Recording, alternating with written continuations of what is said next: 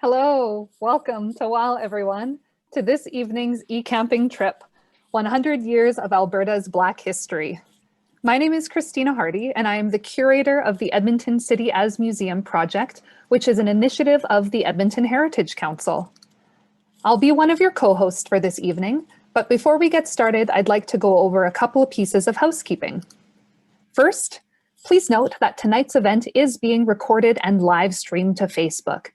A copy of tonight's event will be available right away through the Edmonton City as Museum project Facebook page and in time through our website.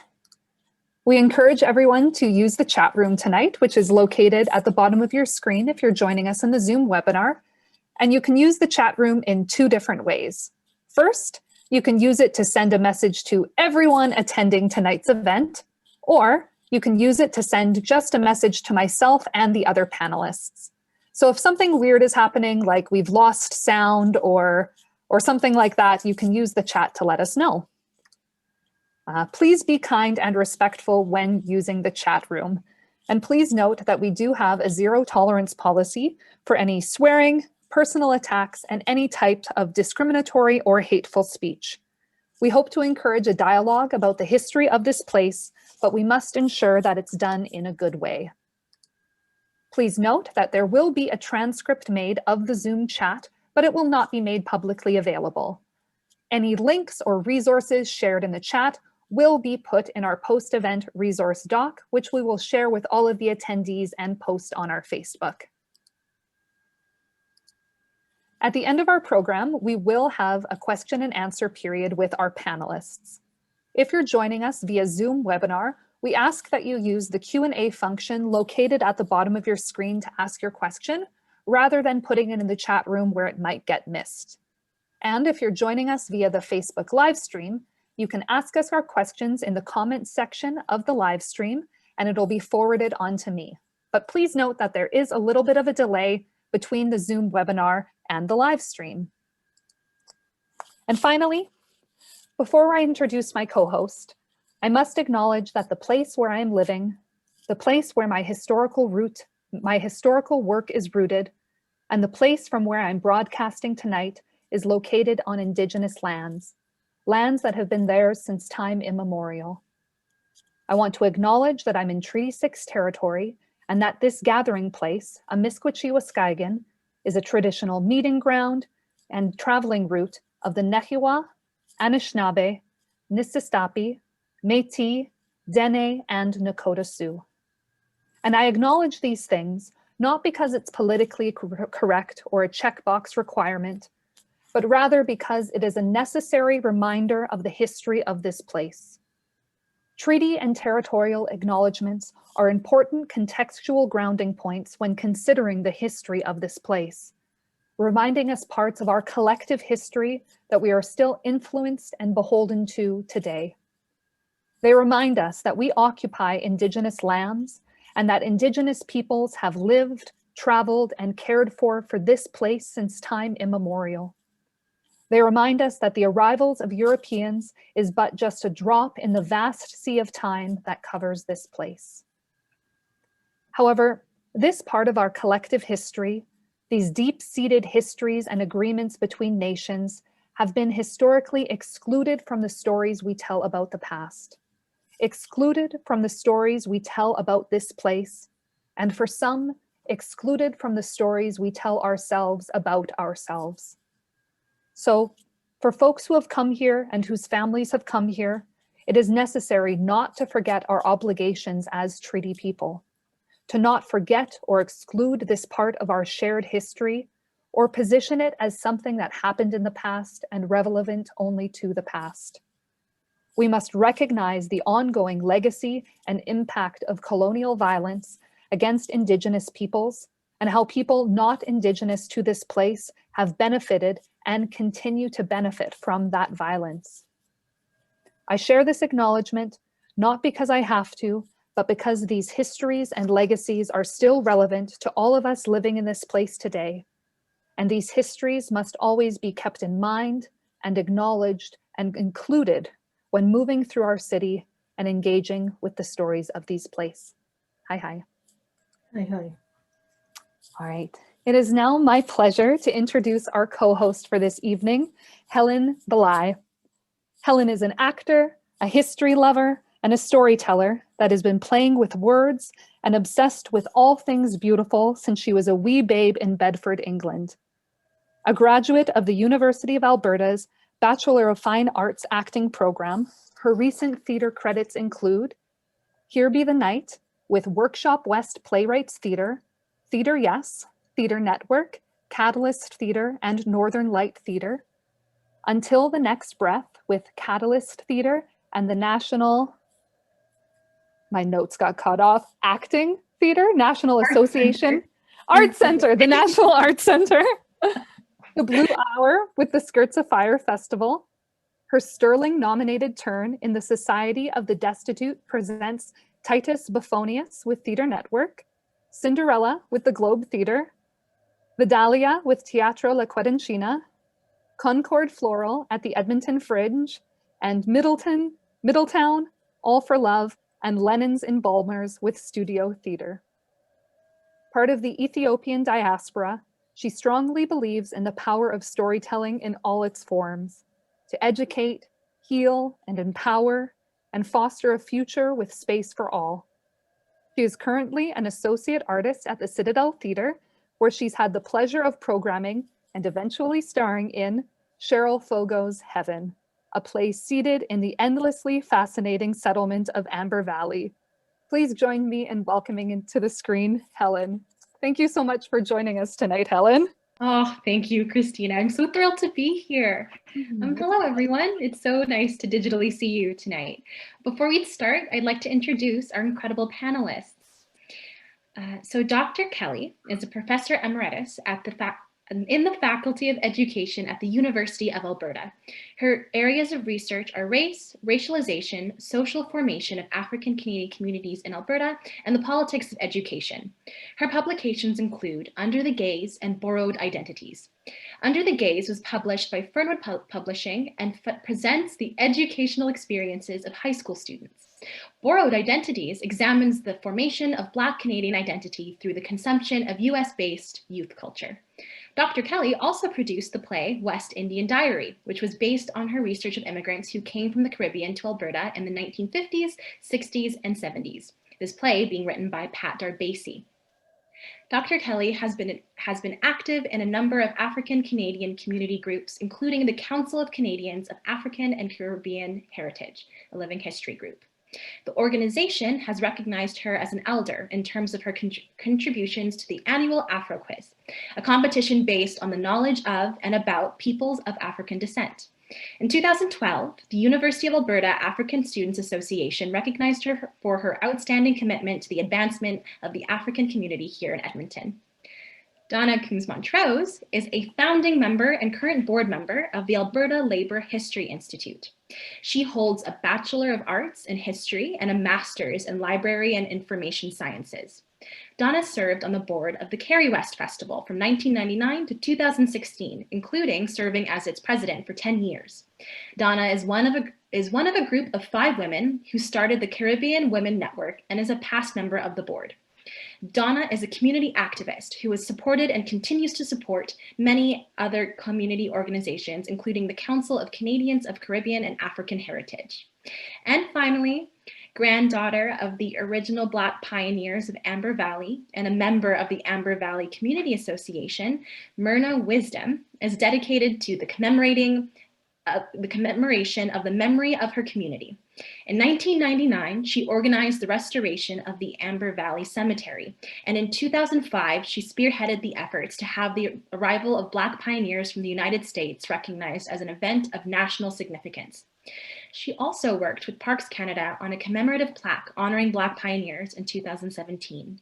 She was a consultant on the Toll School project, providing photos and artifacts for an exhibit at the Canadian Museum of History, and a contributor to Land of Dreams, a book commemorating those who lived in and attended school in 5 school districts east of Athabasca, including Toll School. Myrna was a committee member for the 100th anniversary and homecoming of Amber Valley, and most recently contributed her efforts to the creation of a stamp recognizing Black History by Canada Post. Black History Month, sorry. Thank you all so much for joining us tonight. I'm so humbled and thankful for the opportunity to continue to learn from you all and to share your knowledge and your minds and your hearts with everyone. Thank you so much for being here. So my first question is that the first major influx of Black pioneers arrived in our province during the early 1900s. However, the place now known as Alberta was home to Black folks in the late 1800s. Dr. Kelly, could you share what you know about some of the earliest images of Black folks in Alberta? Who are they and what are their stories?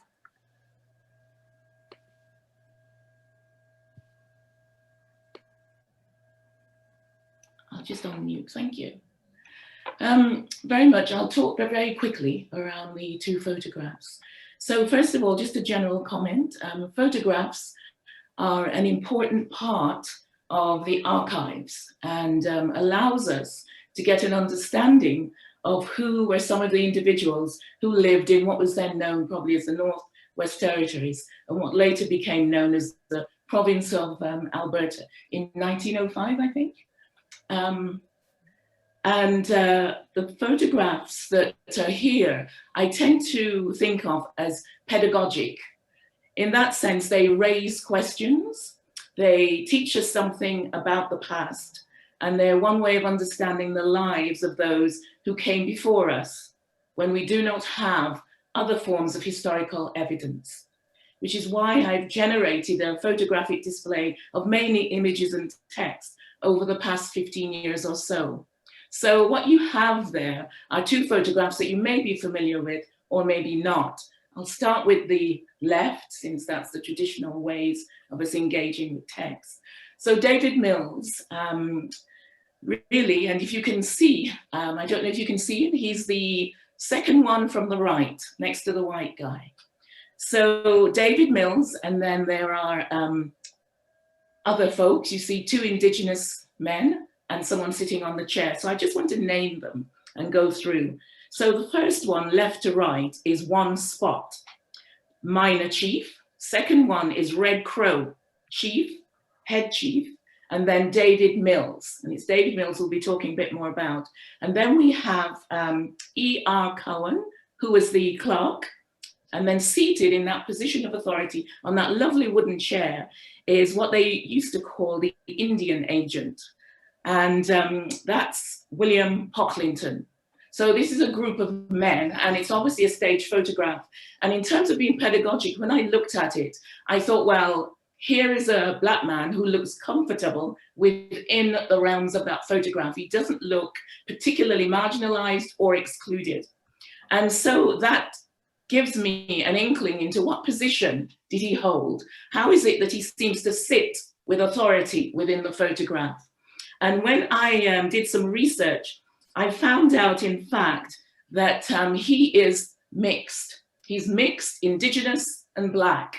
His father was David, called Henry Mills, so they called him Henry, and he came up from the US in about the 1850s, I think it was. And he came up to what was then Northwest Territory. And he joined one of the companies at the time that was doing a lot of fur trade. And in coming up, he also married an Indigenous woman. She was Kanai, Blackfoot. Her name was Philsey.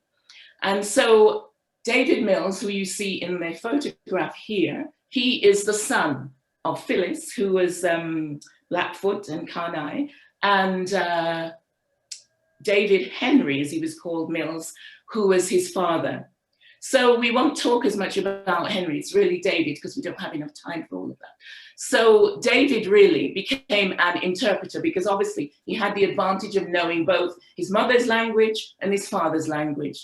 So as a result of that, he was placed in quite a unique position to be able to speak and translate and interpret between the Indigenous community and the white community. So this picture, which I think was taken in the late 1880s, illustrates his role as an interpreter. And in terms of his broader life, he married twice, and both Indigenous women, and he had a number of children. He had at least, when I checked, at least 3 children, and I think more, sort of an older group for the first marriage, and I think a younger group for the second marriage, although I've not substantiated that. So he was able to then move between the 2 communities. Sometimes it was comfortable, sometimes it was uncomfortable. And in fact, when he got his first job as an interpreter, he lost it in a few months. He was young, 25, and he lost it with the first Indian agent because he was regarded as showing favoritism to the head chief. So he lost his position as an interpreter. But then when the next agent came along, Cecil Denny, who's more well known, he reinstated David Mills, and he continued to work in that role as an interpreter for the government, really, over a long period of time till he got too old. And towards the end of his life, he settled on the Blackfoot Reserve in southern Alberta. And interestingly, his children became Indigenous. So I think it's an interesting understanding of the ways in which we keep, you know, groups separate, Indigenous and Black, when in fact, the historical analysis shows that there's a lot of interaction and intertwining in terms of the communities. So I just see it as an example of complex actualities. So it's actually quite complex. We don't have to make it up. The photograph on the right, I'll just go quickly, and if I'm too long, you can just give me the time, I think. The second one on the right is an older woman, and her, I encountered this image. You talk about being pedagogic. I was doing some research in 1996 for one of the books that I wrote. And when I got there, I spoke with the archivist to get all the things out for me to look at. And this photograph, I think it was this one, emerged. And she sort of looked on the back and sheepishly turned it over. And I thought, oh, what is that? So I peeped. And she sort of half apologetically showed me that maybe it did not come out in a while, but it had the word Negro. I hope it didn't actually have the N-word. I was just surprised that it would still use that old sort of, I don't know what, naming of Black folks. And then it had been crossed out. And I think Black was the last one that had been put in. So for me, that was pedagogic in the terms in which our identities get erased through archival images and through the ways in which we're taught about, because the other descriptor that was down for it was auntie. And that seems to have been a common name for a number of Black women in roles within society. You find images and it says auntie, and you really have to dig and do the work to be able to find out any more of them. So poor auntie was sort of sitting there, and the other issue, the issue of power, was that the white kids were all named, which is a reversal in terms of power in our everyday society, because generally kids in most instances have less power really than adults. That's one of the reasons for transitioning into adulthood. You get a bit more autonomy. So very much, to me, when I saw it, she was unnamed and the kids were named as white, racialized as white. So that was a really interesting learning point for me.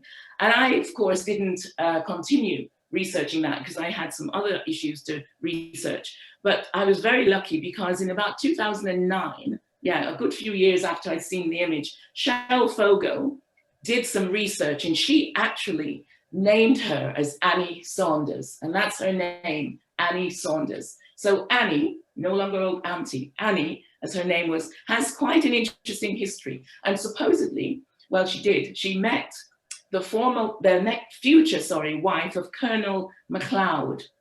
And Colonel McLeod was very high up in the RCMP, Royal Canadian Mounted Police.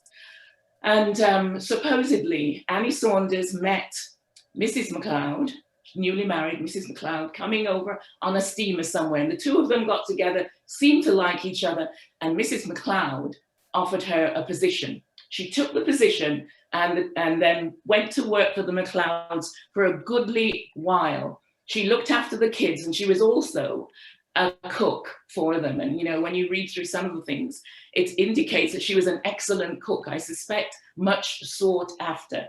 So she stayed with the family. They moved, I think, to Pincher Creek at one time, and Annie accompanied them. So she stayed with them for quite a while. And I think in about 1885, 86, the McLeods moved back to another city. And when they moved, Annie stayed in Pincher Creek. And when she stayed there, she set up a laundry, which was also a common occupation for a number of Black women. So she set up a laundry, and she also did some childcare, and of course, she did some cooking. So she then stayed, as far as we know, on her own. She was a widow, a Methodist, and as far as we know, she didn't marry. She may have cohabited with someone, but she didn't marry. And then she died, and I'm trying to make sure that I get the information, but she died, I think, very late 80s. I need to check that because I'm very bad with numbers and figures, but she died in Pincher Creek. And that was the other thing that I saw when I was at the museum originally. They did show me a little photo of her house. It was like this little house in a very modern, well, modern for the early 20th century, number of houses, and hers seemed like a very modest house in the middle. So those two, I chose Annie, as a woman, because that's the other issue. We tend to get very much gendered and male-centric, I think, representations often within archives. And then I've chosen David Mills for the complex actualities. The lives were actually complex. So others that are not introduced on here, did you want me to go on, or do you think that's enough? I think I could always listen to you talk and share what you know, Jen or Dr. Kelly, but I think for right now, that's Yeah. good. Move through the rest of the questions. Thank you so much. You. Well, that was endlessly fascinating. Thank you. So for our next question, why did so many African Americans choose to immigrate to Alberta in the early 1900s? What were the push and or pull factors that were drawing them here to the province? And this can be a question that anyone can answer.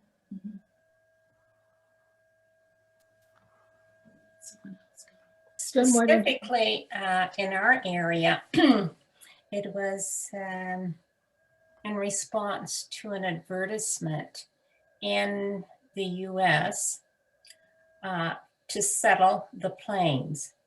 And given that the situations for Blacks in Oklahoma, specifically Tulsa area, was worsening, they responded to this advertisement. And initially there were 3 people that went to the Pine Creek area, and others had gone to Saskatchewan, and I believe they settled in Maidstone and Wilkie. So, and there were a few that went to Keystone, which of course is now Breton. But our people, I say our, as specifically referring to the people that went out to Amber Valley, they saw this as a way to get away from the Jim Crow laws that had, they had already came from several southern states to settle in Oklahoma. And initially it was a fairly friendly area for them. In the case of my paternal grandfather, he left Greenville, Alabama, and he went to a little place in Wortham, Texas, where he got into a little trouble. So he left there and went to a small hamlet in Oklahoma. So it just shows you, the different places he left before he found somewhere where he thought he would be accepted. But then, of course, when they discovered oil and Oklahoma became a state, the Jim Crow laws were reenacted. So they were back to where they started, really. So 3 gentlemen, like I said, came in response to this ad. And yeah, they went to Pine Creek area, as it was known. And they were looking for conditions that were similar to what they had in Oklahoma. But they obviously didn't come in the winter. So they were looking for soil and water and you name it. So that's how they ended up in that area. And in Saskatchewan, it was much the same. They left for the same reasons. So does that answer your question? Now, don't ask me, what was it like growing up?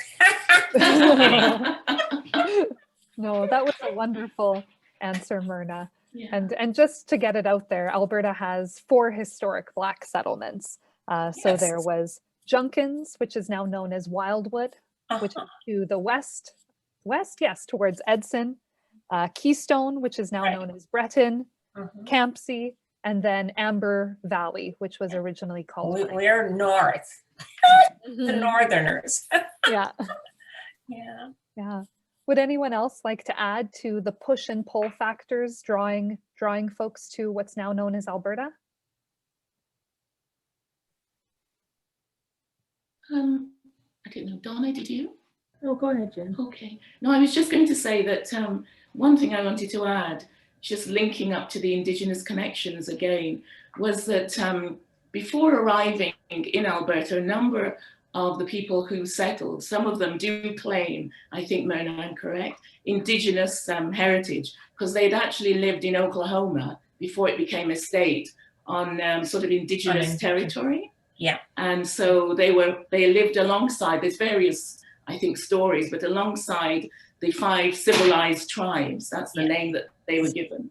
Yeah. So Cherokee, Choctaw, Chickasaw, Creek, and Seminole. Right. And I think Creek was a dominant group in terms of people's identity. So that's an area that... And as was Choctaw, there was Choctaw County. Right. And my grandmother, my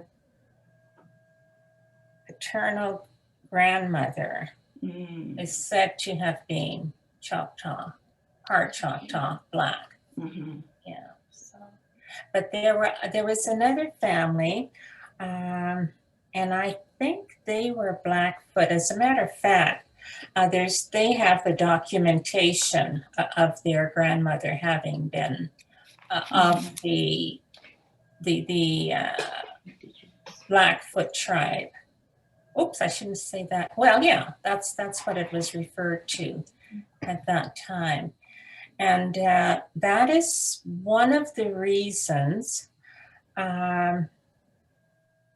why there is such a color, so many colors out in Amber Valley is because of well, first of all, it's the scourge of slavery, and then you have these intermarriages of the Indigenous people and Blacks and you name it, And that was one of the reasons why my uncle submitted the name of Amber Valley for Pine Creek. Mrs. Cromwell had initiated a contest and had asked her students to submit possible names, to rename Pine Creek.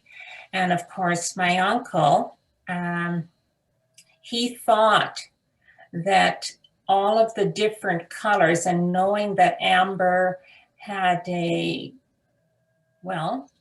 this mixture of people, he felt that color best represented the peoples of Amber Valley. And that's how that name came about. A lot of people say Mrs. Cromwell named Amber Valley. Well, she initiated the change, but the actual name was submitted by one of her students, if that makes, any sense. And it's very interesting because if you happen to be at the cemetery, which the older people often refer to as Murphy's Hill for some strange reason, and you stand on there's a bit of a hill, and as you overlook the valley, and especially in the fall, when the trees are all dressed in their beautiful fall colors, it really all ties in with the name Amber Valley, because you're looking over into the creek bank and here's all of these beautiful colors, So yeah, that's how that came about. Yeah, interesting. So when I hear people saying Mrs. Cromwell named Amber Valley, I said no. She initiated the change. Yes. It's good to know, Myrna. Yeah.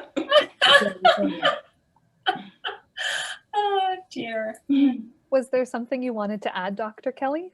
No, that's fine. It's just that I have a different reading, the one that's opposite to Myrna's, because I've always credited Mrs. Cromwell because she claims it, and she said there was a competition, and she has an explanation as to why, with the amber colors in fall and the rest, and that's why hers was chosen, she says. So it's an interesting one I hadn't known. So we'll have to talk a bit more about that. Yeah. You just have to be careful who you say that to. Yes.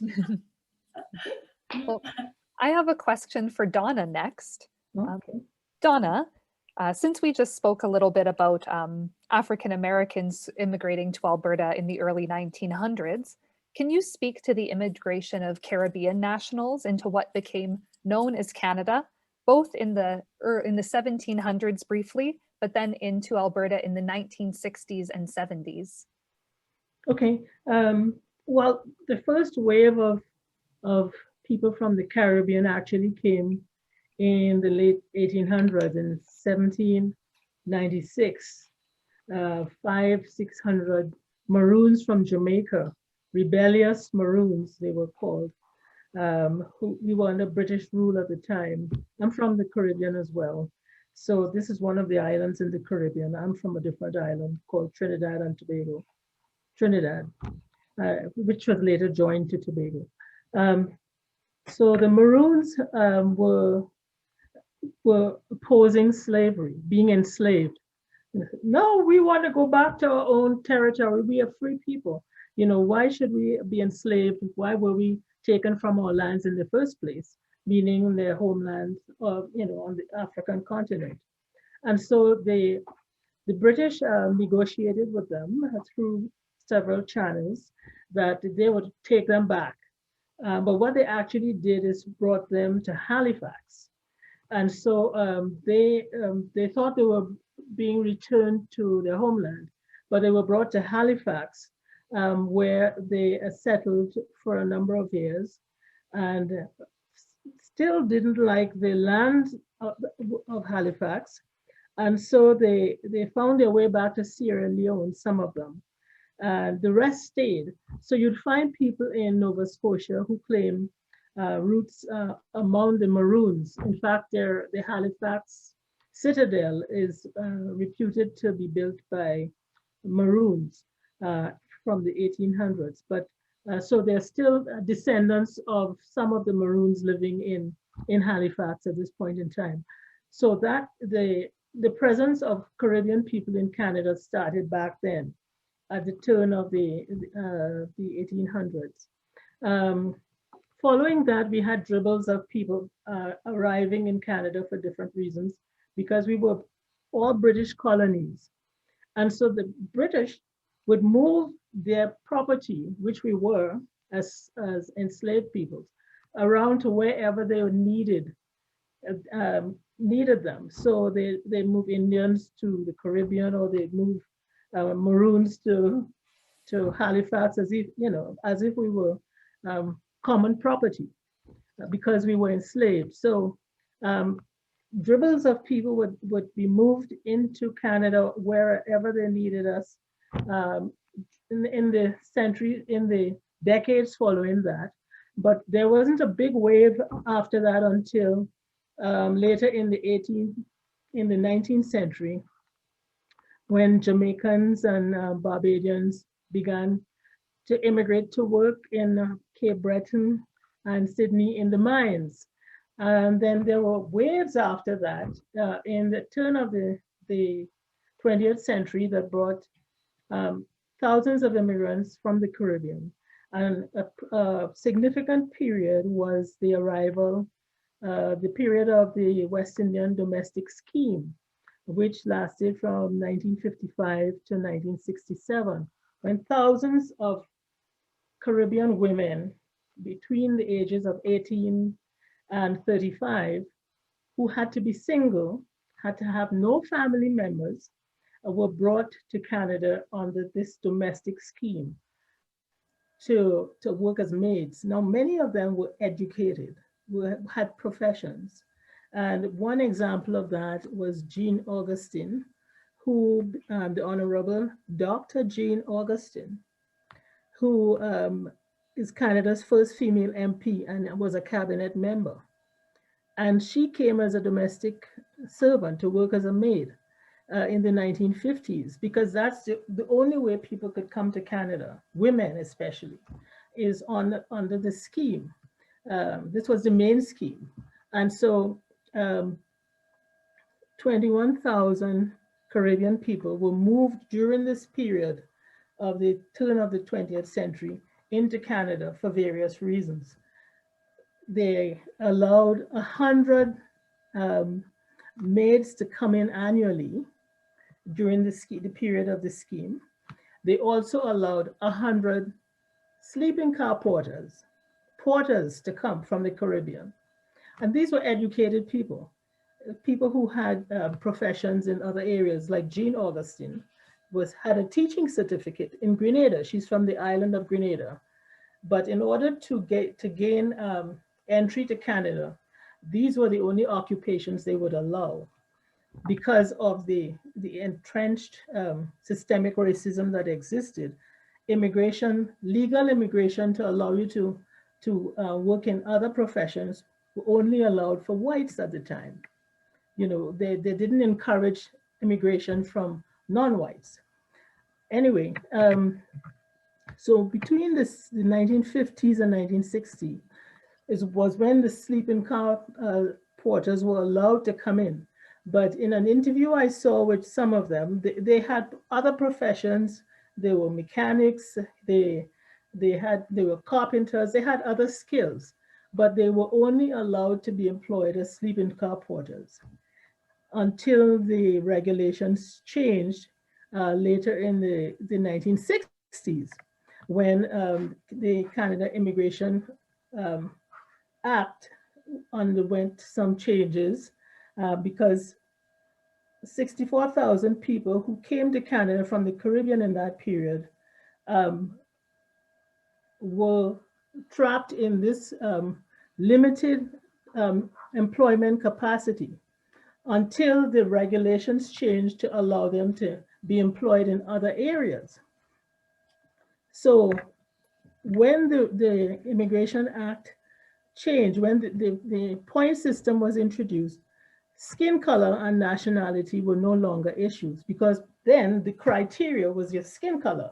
So European immigration was what was wanted, not non-white people from other parts of the world. But once they introduced the point system in 1967, then the criteria changed, where you had to have a profession, you had to have language abilities. And so the criteria, having changed, allowed non-whites now to qualify to come to Canada.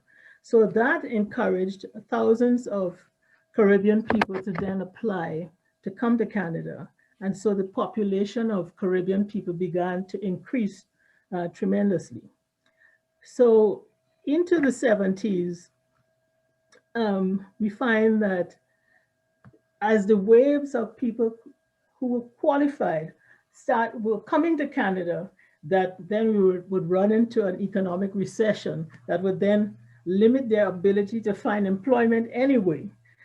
So the peak then of migration was late 60s into the 70s, when people continued to come from the Caribbean in their thousands.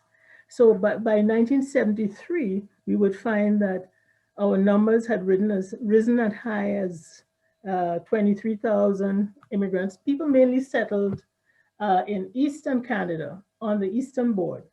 So Ontario, Quebec, for those who were French speaking, those who were English speaking were attracted to Toronto. Those who were French speaking, like from Haiti or Guadeloupe, migrated to Montreal. And those who were from the British former colonies were attracted to Ontario. So that was the foundation for changing the complexity of how Canada looked. So, if you look at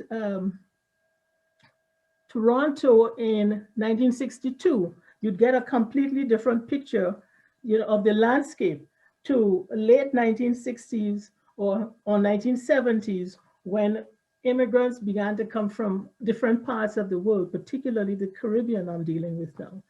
So that set the foundation for changing Canada's view of multiculturalism and who we are as a people. And so we've continued into the 70s with that kind of immigration building. And now we're making children here. So new Canadians are adding to the population of people who identify as having Caribbean roots. And certainly we've contributed in many different ways in building this country. We've done so in politics, we've done so in economics. There are hundreds of academics like Jennifer Kelly from the Caribbean with Caribbean roots who have helped to build the base of Canada's education then. And so we're very proud of how we have contributed to transforming this country into what it has become. We still have hills to climb. There's still systemic racism, which we've run into in so many different corridors, but still we're proud that we're able to help transform this country into a better place. Oh, yes. I'm so profoundly moved. Kind of feeds into our next question. So Dr. Kelly, in your work, you mentioned the phenomena of racialization, a term coined by Robert Miles, and how it's an active phenomenon that is socially constituted and upheld rather than a mere biological state or truth. I think this is really interesting when we discuss the history of Black people here in the prairies and in Canada, as Donna has so wonderfully outlined. But in particular, this is of interest when we contrast the Black experience at the end of the 1800s versus going onwards. So here in Alberta, we have the famed rancher John Ware, who passed away in 1905. And in Saskatchewan, there was Dr. Alfred Shadd, a man who wore many hats, some of those being doctor, politician, educator, who later passed away in 1915. Both were seen as the pleasant exception to the rule, people worthy of respect despite their Blackness. But it's later when we start to see these mass migrations from the southern United States that we begin to see the active racialization of Black people. So can you all maybe talk to the ways in which this may have happened and why, including the first wave of immigration, of course, but going onwards as well? I would just like to say, when they say waves of people came from Oklahoma, there weren't waves, there were small groups. Donna was talking about thousands of people coming from the Caribbean, but there weren't that many that came to the different areas, like the small hamlets that were formed. So when I think of waves, I'm thinking of thousands. And when I hear people say, well, the first wave, the second wave, as far as I'm concerned, there were no waves. There were simply small groups. And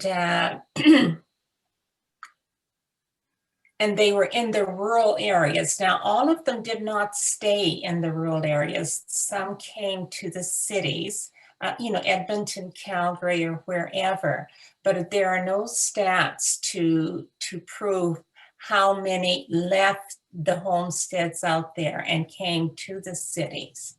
So, yeah, and I heard Donna mention waves, and they certainly came by larger numbers than the blacks that came from Oklahoma. Does that make sense? Maybe I should clarify that, Myrna. When I say a wave, I'm talking about like a 10-year period.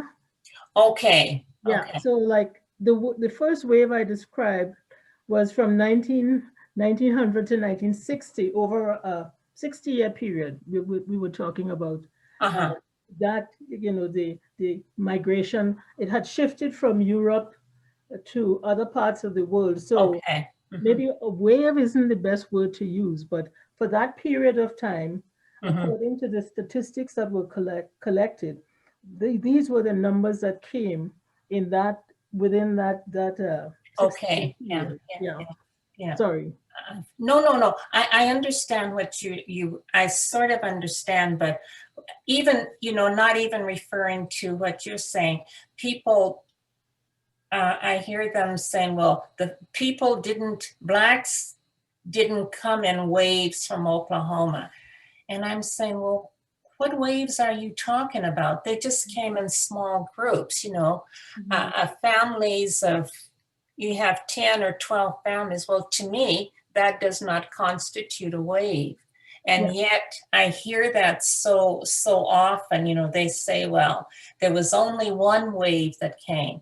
Well, there weren't any waves that came. There were just small groups, and they dispersed into 4 or 5 different communities, so no, I hear what you're saying, so. Do you feel any relationship to the African Americans who came east in Eastern Canada, the Harriet Tubman, or the post-slavery period, the groups that came via Windsor, Dresden, Ontario, on the eastern seaboard? Do I feel any kinship, or do I know people from that area? Yes. Did any of them eventually come out west, or did they stay east? And there's a separation between people moving from the southern United States to Canada who went east versus those who went west? There weren't that many that went that far. Now, I've been to Chatham, and I find how can I say that now? They didn't know about us, if that makes any sense, apart from, the Cromwells and what have you. And so when I told them that where we were from, or where I was from, well, they had no idea, And I understand that to a point.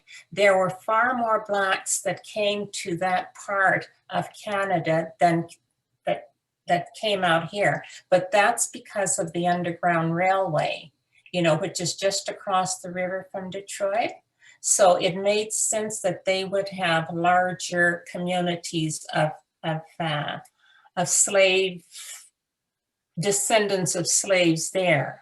Now, I've always known about that, and I've heard about it, and but they didn't know about us. And mind you, there's a lot here that don't know about us either. Because when you tell people, here I go again. A lot of these interviewers, like during this Black History Month, well, where is Albert Valley? Don't drive me crazy already. But I think it's the younger generation because if you go north of, most people know where Athabasca is. Okay, so north and east, people know about Amber Valley when you get into those areas. So, but no, there's a lot of people who say, "Well, I didn't know this." Mhm. You know me now. Yeah. Well, thank you so much for your response, Myrna, and for asking that question, Donna.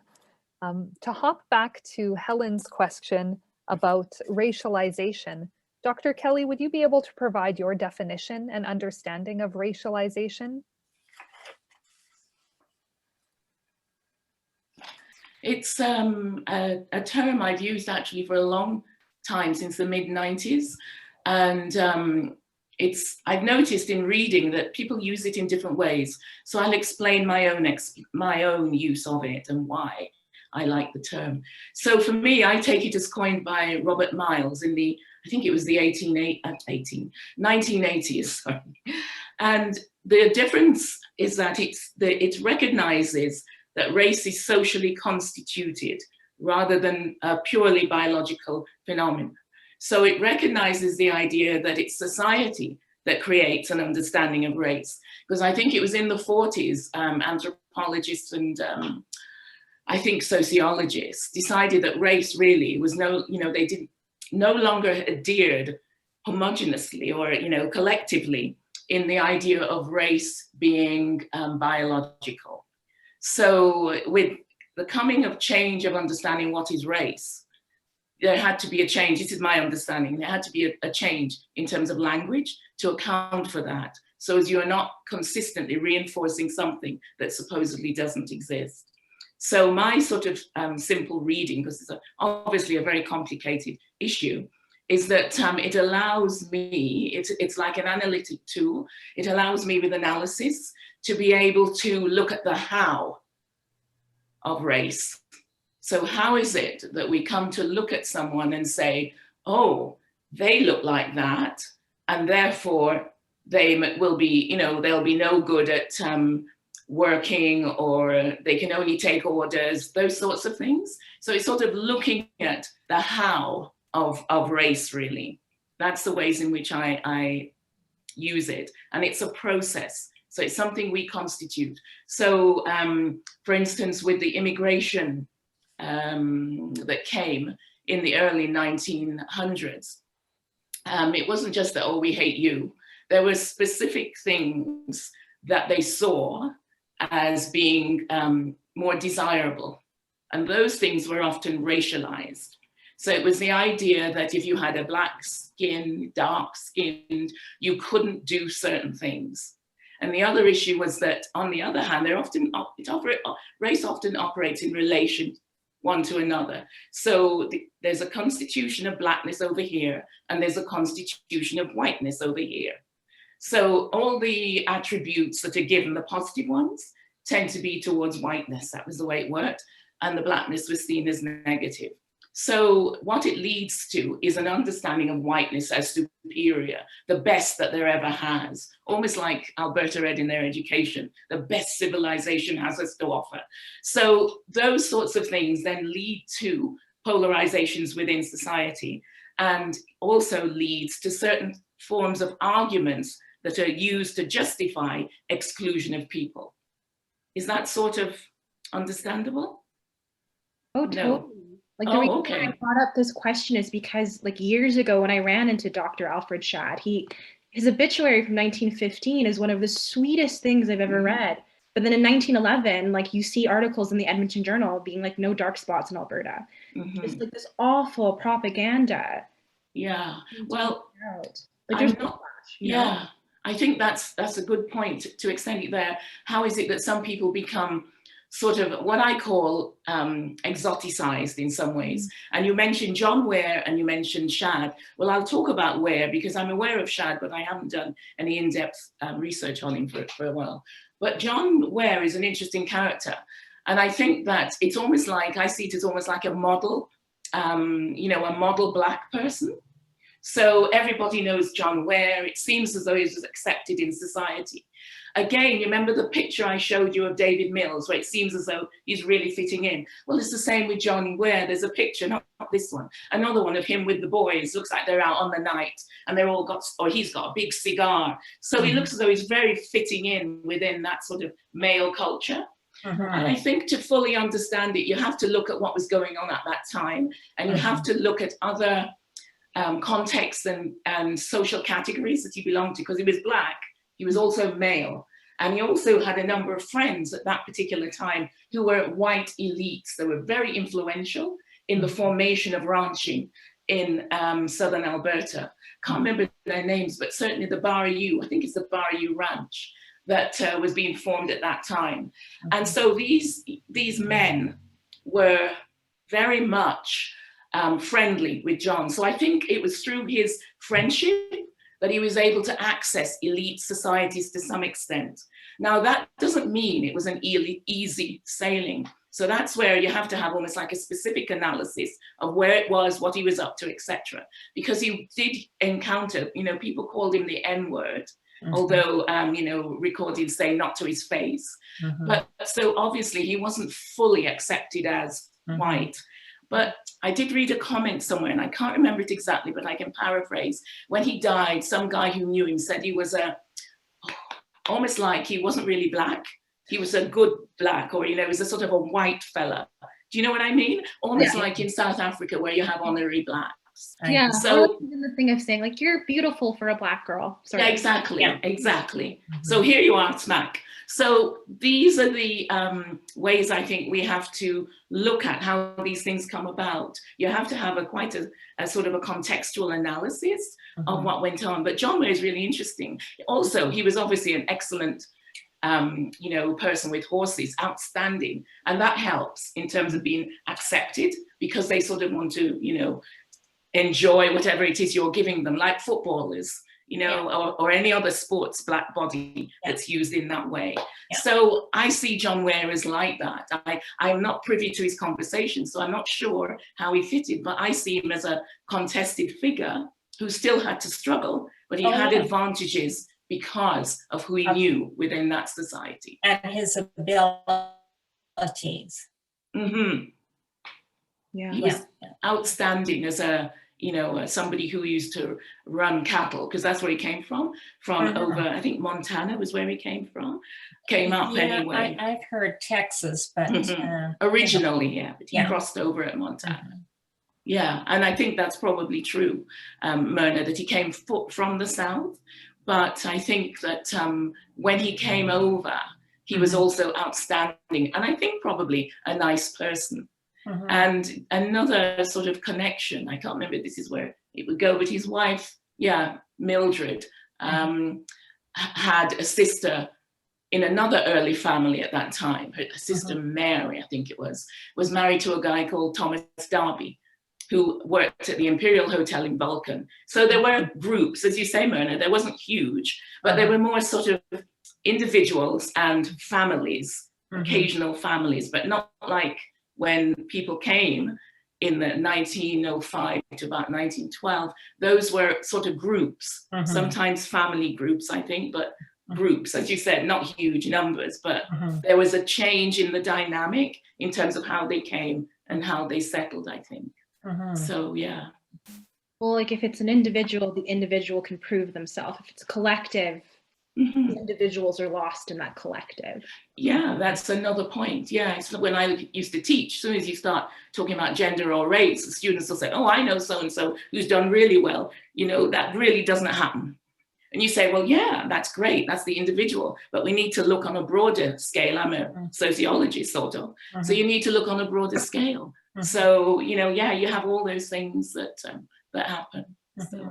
One thing I ran into in doing research is this order in council from 1911. Oh, yes. Yes, which was not law, but which was used as law to entrench racist practices across the board. It was very carefully worded that it was used to exclude Blacks from coming across the border into Canada Mhm. on the grounds of health or wealth, or, you know, you had to wait a year to make sure you had no ailments that would contaminate people in Canada, you know, white people, and so on. So this order in council, I said, you know, it really upset me when I read it initially, because I could see in the practices of institution how much they use this to define your rights and your wrongs. Mhm. One case, and it followed us, Black people, all through the decades, although it was not law. It was adopted like a psalm in the Bible, or, you know, like the law. So we find that in the 60s, when the point system was introduced, and hundreds of students would leave the Caribbean to attend tertiary education in Canada, that they would run into these stumbling blocks that said, you don't qualify mentally to pass first year university, or, you know, the decisions were already made. You know, myself included, I attended school in Down East University, and I ran into the same stumbling blocks. Now, the big experience we had among Caribbean students at the time was in Sir George Williams University, which is now Concordia.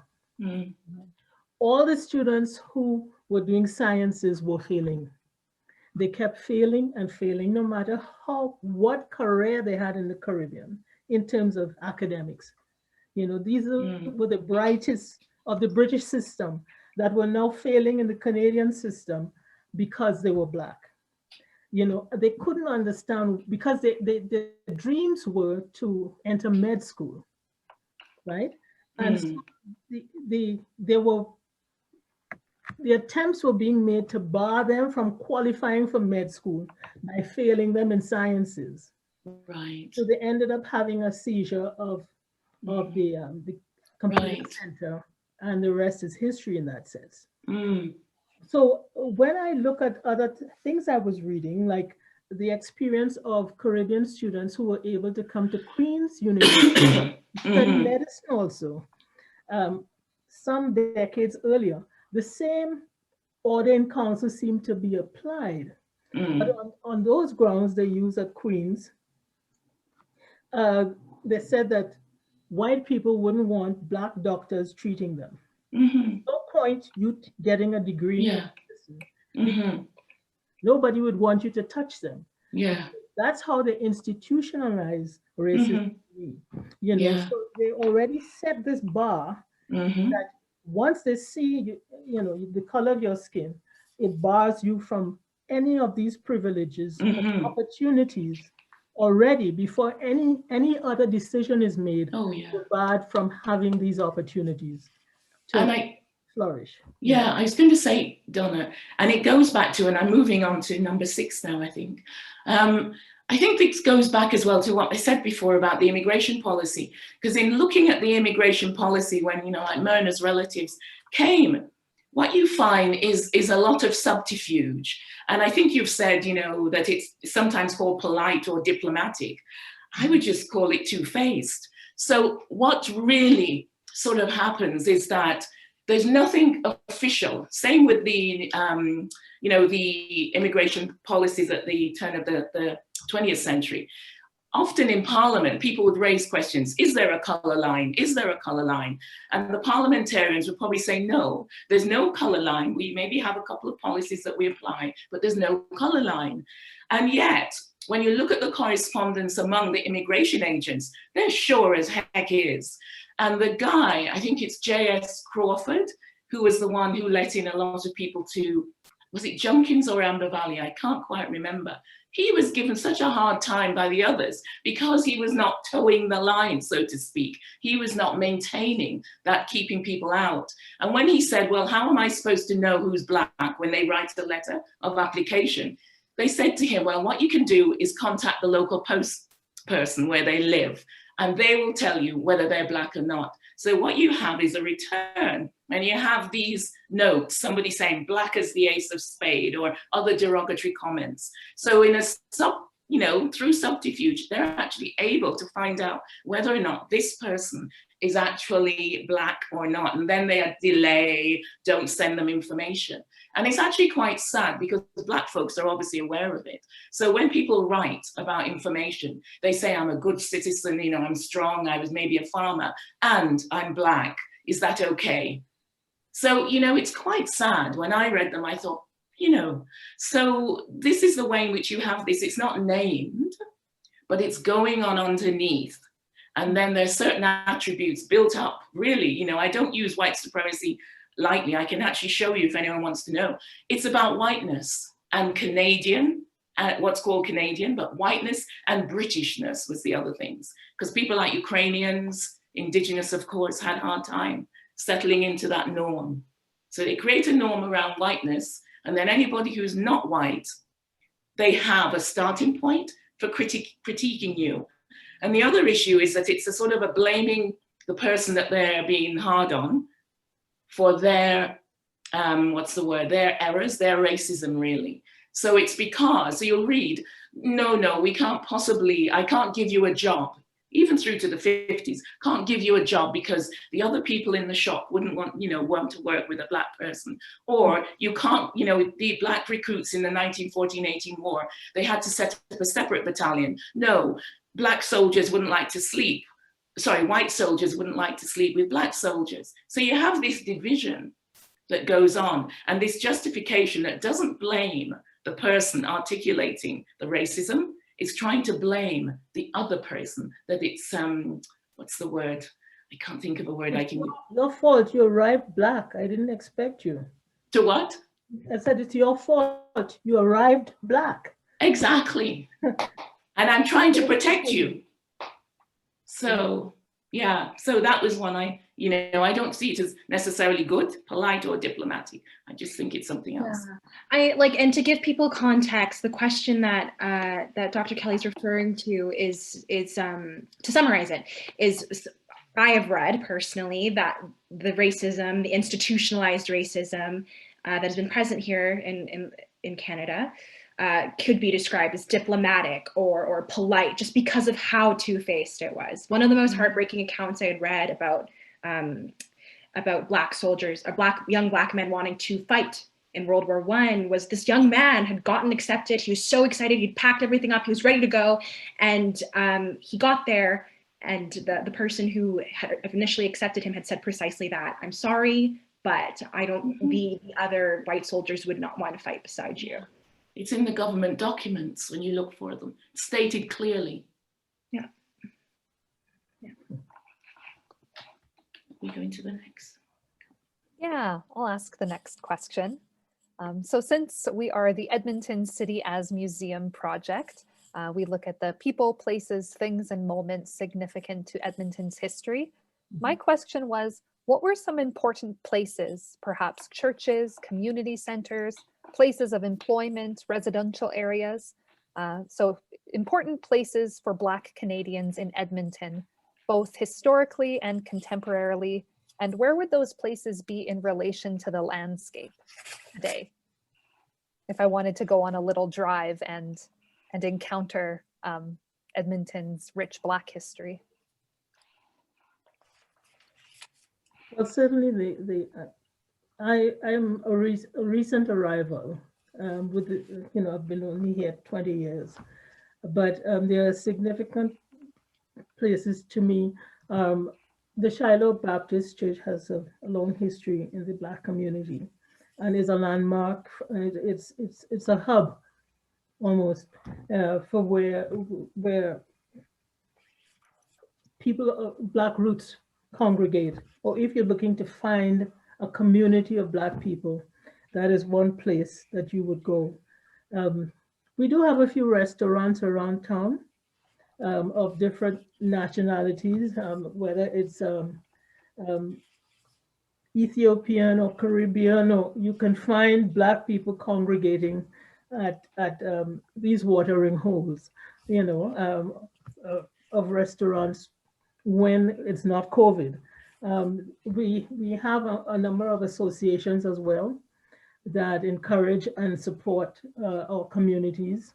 And so once you can get introduced to where can I find this group of people or this group of people, then you're welcome to explore, or venture into that community to share their culture or their heritage or learn more about their presence in the city, But I will ask others to assist me in responding to the question.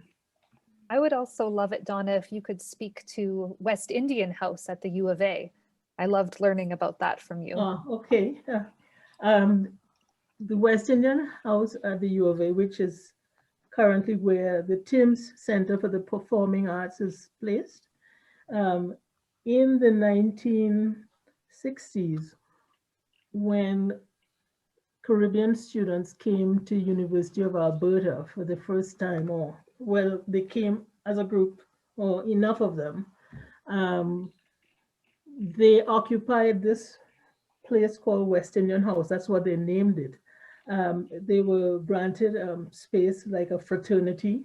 That's what the university allowed them to live on that spot. It was a house, and there were about 30 of them housed there, who gave it that name and shared their culture and resources and contributed to the university at the same time, whatever cultural attributes they had, because they were in a strange place, in a strange location.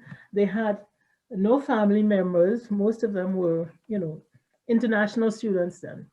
And so they gravitated to this area, West Indian House, and they made it a center of activity for them. And then they sought to find where is the rest of the West Indian or Caribbean community here, and so they formed music groups and steel bands, because we have turned the oil drums into instruments of music. And so we play pan, as we call it, or other musical instruments they use to spread or to be nurtured by Caribbean music. So they formed bands, as we call them, music bands, and they would host activities at the university. That they created a West Indian Week, for example, so that they would give lectures, or they would share their musical instruments, or have limbo competitions and that kind of thing, to spread the culture, the West Indian culture, to a new community, to the Edmontonians who were interested in learning. And so that went on for a good while in the West Indian House. And so they consider themselves like pioneers of building a Caribbean community in Edmonton. That's what they did. And some of them went on to very important careers and making a further contribution. I'll call you back. Like one of them I can mention is Jacob. His name is, what's his first name? Not Ken Jacob. But Selwyn. Selwyn Jacob, Mm-hmm. yeah. Who went on to major in film, and he continued his studies in film and produced over 30 documentaries for the National Film Board. So he was a producer for the National Film Board, and recently returned to the University of Alberta for an honorary degree. One of them that he did was on John Ware and Amber Valley. We remember Amber Valley. He also did one on the sleeping car porters. And so you'd see a lot of interviews of Caribbean porters who were brought up under the scheme that I talked about earlier, and how they felt in Canada, how they were treated, how much they had to depend on tips, and how dehumanizing it made them feel to have to depend on tips for income to feed their families, when they came with other skills that could be utilized by the transportation industry. But that was not the situation that they met when they got here. And so he created a documentary called The Long Journey, I think it's called, that describes the sleeping car porters. And there are other documentaries he has done of significant people in the Black community, yes, especially here in Alberta. You know, this was his base for a while. So there are people like that who came out of the West Indian House who have added to what we contribute to Canada, you know. Another contributor I'd like to mention was Phil Fraser, who was also from Trinidad.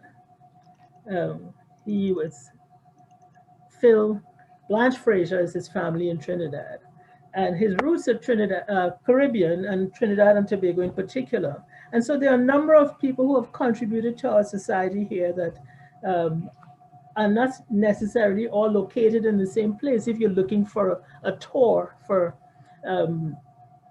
where you'd find West Indian homes or the Caribbean enclaves, but there are people who have also contributed, and so their footprints are here as well, you know.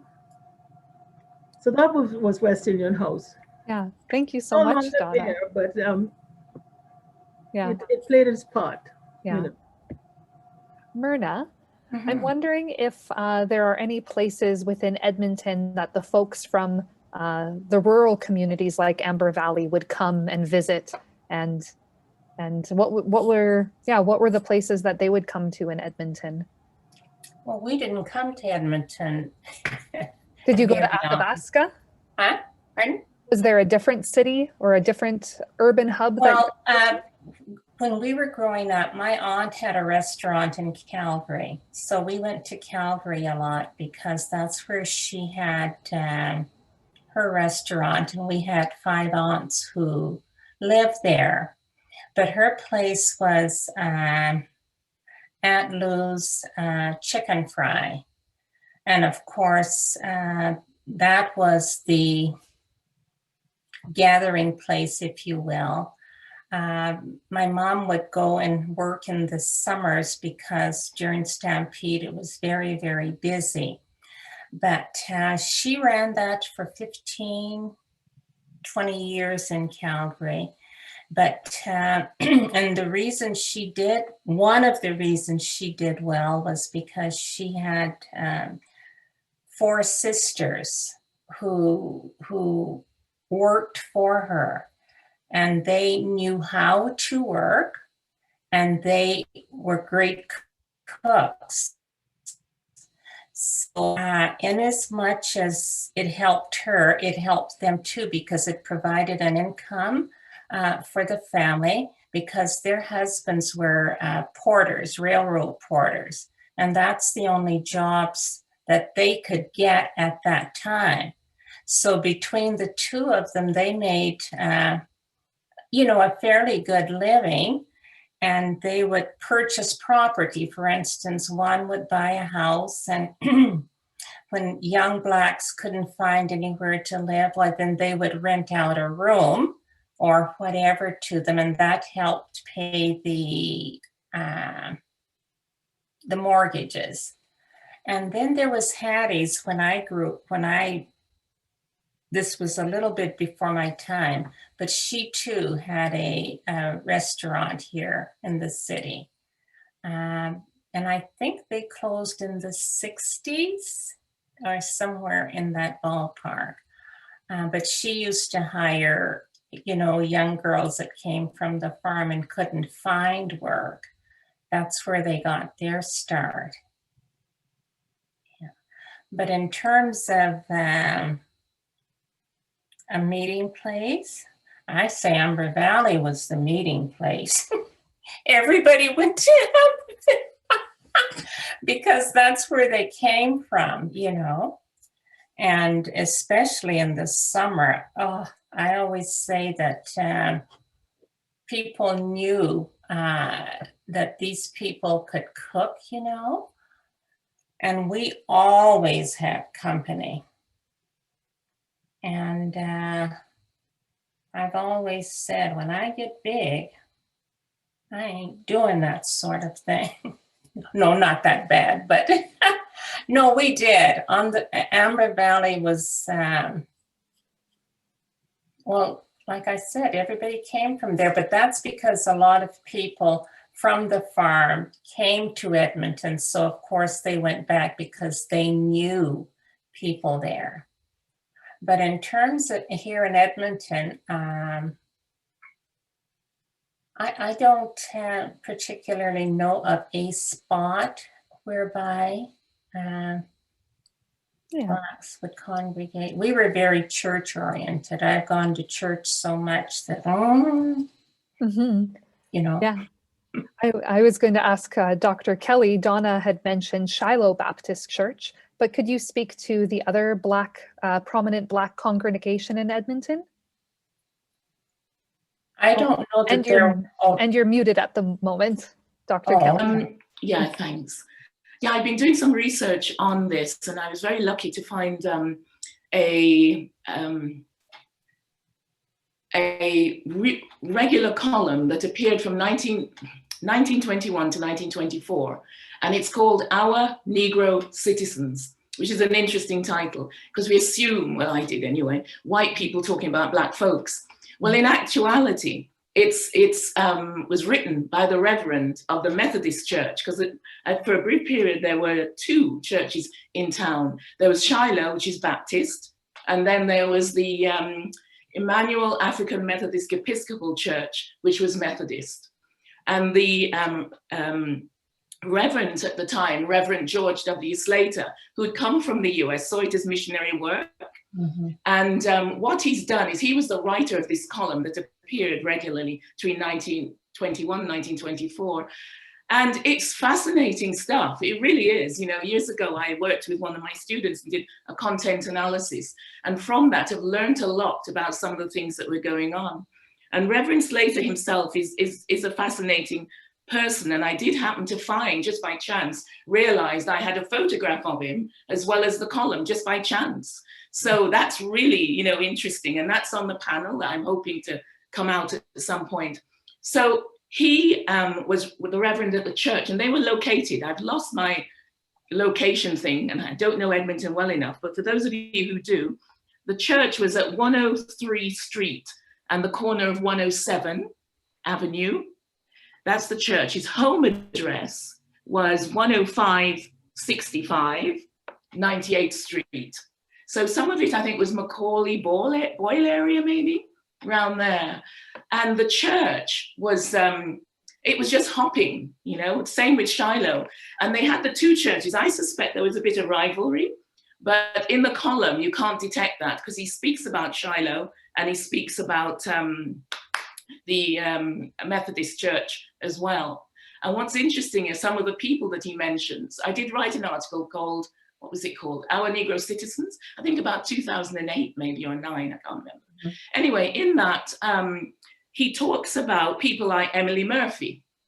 And interestingly, he mentions the black candle, you know, because she's considered now quite racist. Not quite, but actually racist in terms of some of the things she did. She was quite good around women, but in terms of Blacks and Chinese, she was not. So her book, The Black Candle, is mentioned, although he doesn't give an opinion on it. And then also other people, what's Nelly Mcclung? And the other thing you might want to know about the church and the location of some of these things, they were activists, which is the reason why I'm very interested in them, because I've been looking at the different organizations that the people who came at Myrna's relatives, when they came, there was a lot of activism that came from those communities. There was the UNIA, Universal Negro Improvement Association, which is Marcus Garvey. And I know there was one in Junkins, one in Edmonton, and I think one in Amber Valley as well. Calgary too. And Calgary as well. So they were all over the place. So these were not just as one author. I think Robin Winks tends to dismiss some of the early pioneer communities as, you know, very passive in comparison to the strident West Indians who came in. And I'm not quite sure it's quite like that, because people were defending themselves over segregated swimming pools, segregated school. There was one in Campsie. And then over, there's so many theaters, you know, Bashir Mohammed has written a bit on the Charles Daniels case, which Charles Daniels won. And I think the only reason he won was because there was no defense who actually arrived in time for the court to be heard. So it's not necessarily a big humanitarian leap. I think it was more an administrative jolt because they weren't there to argue their case properly. So Charles Daniels, 1914-15, and then Lulu Anderson, who was a member, I've claimed her as a member because she's mentioned in the column, of the African Methodist Episcopal Church. So she used to attend sometimes, and she probably went maybe to the Baptist as well. But she also found racism in some of the institutions, but they fought back. Oh, yes, Numerous. very much so. I don't know, yeah. So those are just two of the things, and where they're located, people can look them up later to see where they are now. And that church was just a hub of activity. And as well, out of the UNIA, there was another attempt to try and bring more Black folks in around about 1923. And again, it was stymied because the community had sort of, you know, settled in, and obviously they had a lot of kids, particularly in Myrna, I think in Amber Valley, you talked about on the stamp about the midwife riding across the community of Amber Valley and how many kids were born. But there were thriving communities for quite a while, but there were no new people allowed in en masse. Individuals could probably come in under different ways, but no large communities. So when people attempted to bring them in, and these young men from the UNIA had a good go at it, they, you know, got together a document, they went to the land titles office, they went supposedly to the States and talked to people. The immigration authorities banned it, said, no, we're not doing it. And so did some of the local Board of Trade people. So, you know, the fact that we tend to think, or some people think of Alberta as white, isn't happenstance. It's not accidental. It's part of a much broader project of what people wanted to see replicated as a Canadian. So I think that'll probably do me now. I don't know if Myrna wants to talk about anything in relation to that. Well, where we grew up, the Ukrainians were a little bit further north, and then to the east of us was French and Ukrainian. But interestingly enough, we were inclusive, if that makes sense. Well, I guess because we were in the majority. But I suppose Athabasca was perhaps not as welcoming as the other places, say like Boyle, and when you went to Donatville, Plamondon, and all of those places, because the situation was you had to help each other to survive. And there was always that sort of cohesiveness, you know? And yeah, but it's an interesting situation because people ask, well, what was it like growing up out there? Well, I always said it was like growing up in any small hamlet in you know, northern Alberta. You had to get along in order to survive. And the Ukrainians, well, they had come over for the same reason, you know, they had answered the call to take up, to come and settle the plains. And their land was no better than what we had. They had trees and bush and muskeg and mosquitoes and, you know, all of that sort of thing. So. It's true. Thank you, Myrna. Well, Yeah, we are pushing. Oh, go for it, Donna. Well, I just wanted to add one quick point before you leave the question, because you mentioned contemporary, both historic and contemporary. And I just wanted to say that if you were inviting anyone to see landmarks in a contemporary period, I will take them to there are several organizations, the Jamaicans or the Trinidadians or there are associations that exist that would welcome visitors. And those are landmarks as well. But particularly in the summer, I would invite them to come to the Caribbean Festival.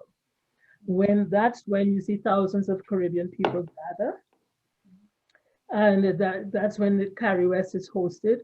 And it also hosts a number of Caribbean restaurants you'd be able to meet, or other businesses that have been, other entrepreneurs.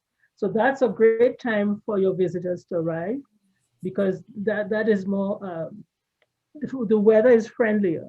So that's when we come out, because we are not, we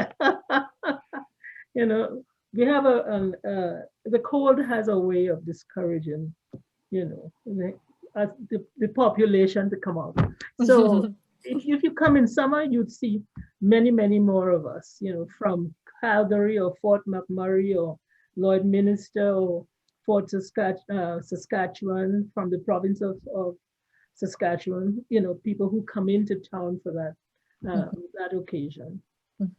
Oh, thank you, Donna. I Well, just wanted to add that, yeah. Yeah, I appreciate that. Yeah. We have a problem with the cold sometimes. Me too.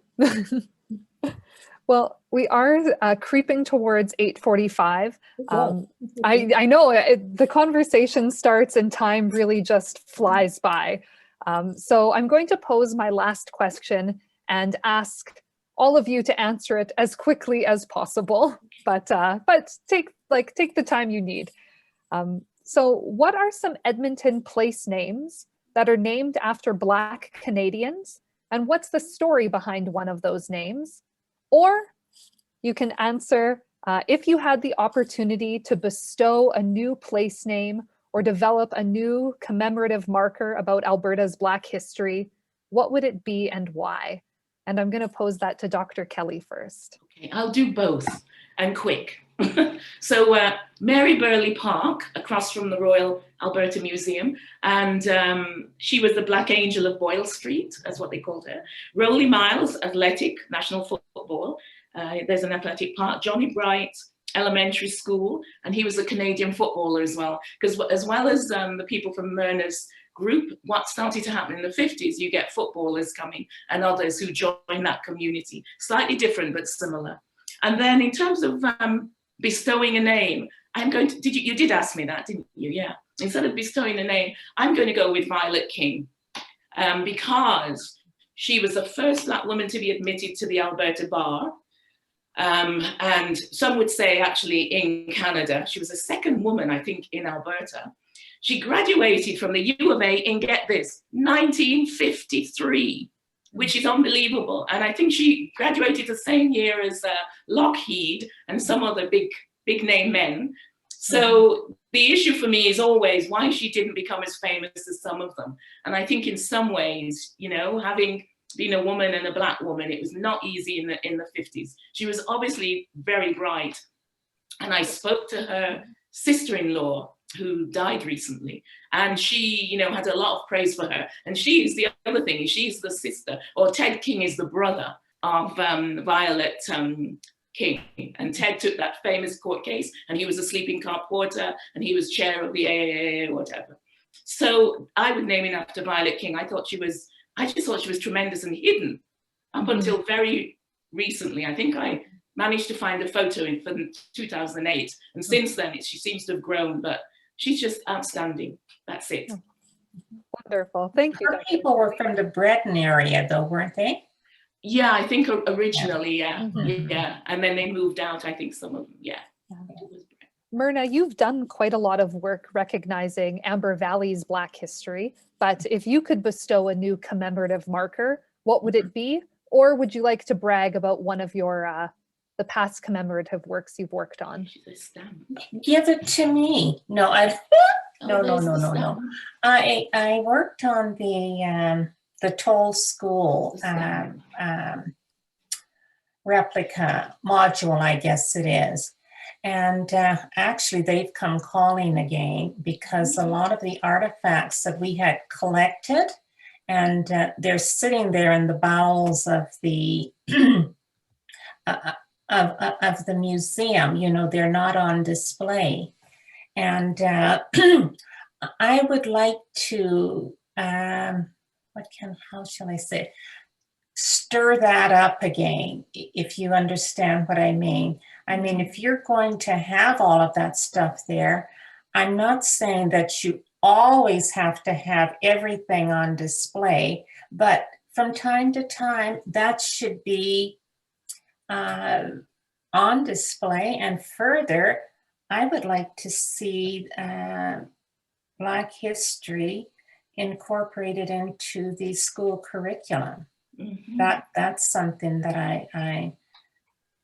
I know it should be done, because we are a part of, you know, a part of the history. And then people will know what Amber Valley was. Some hope. And thank you so much, Myrna. Dr. Kelly and myself were also hoping that you could speak to this wonderful new Amber Valley stamp that was released this month, which I have on my wall. I didn't put it out. I've got a big one I have to take out there. Okay, the gentleman wearing the hat, that's Henry Sneed. And the gentleman setting, they are two of the scouts that came to Amber Valley and decided that's where they were going. And sitting on Mr. Murphy's knee is his great granddaughter, Bernice, and she's still living, as a matter of fact. And they interviewed her. And oh, this is a cute story. When she graduated from Tolles, actually it only went to grade 10, so she had to go to Athabasca to do 11 and 12. And when she graduated high school, all the people from Amber Valley were so pleased. They had a big celebration for her, a send-off, if you will. Yeah. And then she came back and taught at a small hamlet, you know, not far from where we were. And so when our school went to play baseball against the kids at her school, she told the story about how they would call her Bernice, you see, and her students couldn't understand why they weren't saying Miss Bowen. Well, she's only a couple of years older than some of the kids. I just think that's such a cute story. And the child standing is Vivian Murphy. It's Mr. Murphy's granddaughter. She's now deceased, of course, but, and the Mrs. Broy, she's the midwife. She delivered so many of us out in Amber Valley. But what's remarkable about her is that she covered Prosperity, Donaville, Ferguson, Amber Valley, and she even rode horseback to do that because the roads were so bad, you know. And I said, she'll never know what some of us turned out to be, you know, which I think it's unfortunate, but that's the way it was, you know, at that time. Thank you so much for sharing the story that lives within that stamp. Yeah. Yeah. And I had a small part to play. Is that Sneed related was a to Floyd Sneed, who was the drummer for Three Dog Night? I'm sorry? The drummer for Three Dog Night. Oh, Floyd Sneed. There may be, but it probably is, but it would go back generations, you know. Was it Napoleon Sneed? That's Napoleon was Floyd's dad, but I don't know if he was related to this Sneed. Right. Yeah. I think he may have been. Yeah. Quite likely. Yeah, I can't quite remember.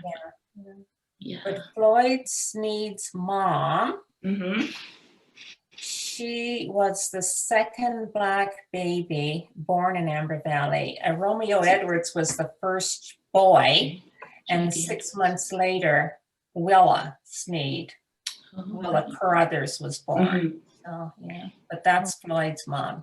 Yeah. Thank you for sharing. Yeah. You know, when you get a chance, you can look up Three Dog Night, Joy to the World. Oh, yes. I know all about Floyd. The drummer playing is from Amber Valley. Huh? What's that? The drum. No, I'm telling them the drummer in the band was from Amber Valley in And 3 His daughters. mother was from Amber Valley. Yeah, Floyd his family. grew up in Calgary. Mm. Well, his heritage is from Alberta. Yeah, yeah, Yeah. whatever.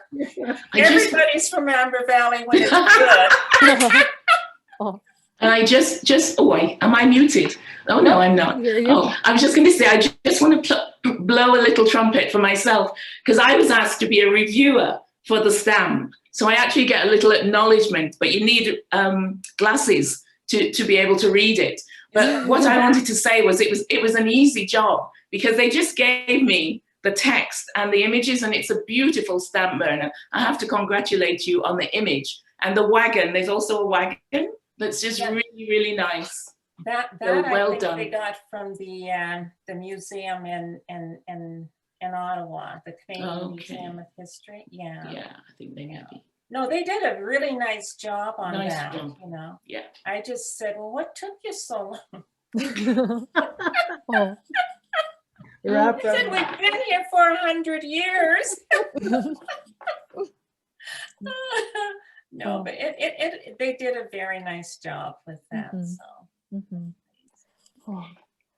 Well, folks, I think it's time for us to wrap it up for the night. It's 8:45. it The is. conversation has made the time just fly by. Hasn't it? Yeah. Yeah, but I want to thank you all so much for sharing your knowledge and your hearts with all of us here tonight. I really appreciate it and have been so thankful to learn from you all throughout this process.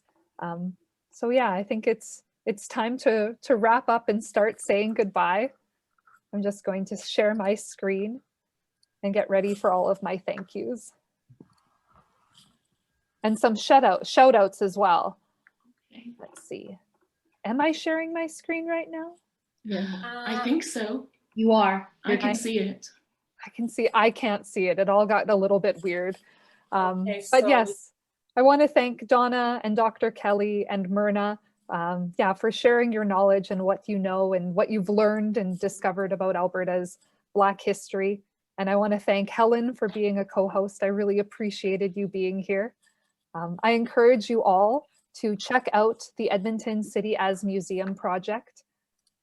Our website, we've been putting out content for Black History Month. You can read a story by Donna on the Porter and the Brotherhood of Sleeping Car Porters.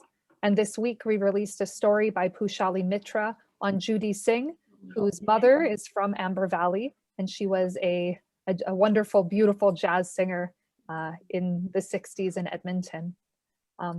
And I want to thank all of you for coming out and spending some time with us this evening. It's really wonderful to be able to share this. And I apologize that we weren't able to get to the questions in the chat, but I hope that maybe they were answered in part through the conversation.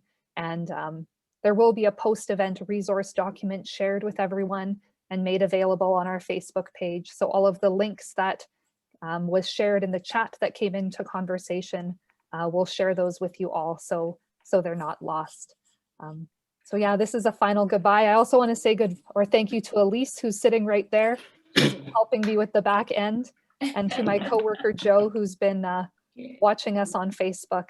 And another big, sincere thank you to Donna, Myrna, Dr. Kelly, and Helen. Thank you so much for spending some time with us this evening. It's been fun. Thank you, Christine, and thank you, Helen, Yeah, and the thanks. team for organizing. Mhm. Thank you Thank all. you. Thank you, ladies. Hi. All right, folks. Well, we can turn off our screens, mute our cameras, and the ECAMP theme music will take us out. Have a great night. Yeah, thank you. Thanks everyone for coming.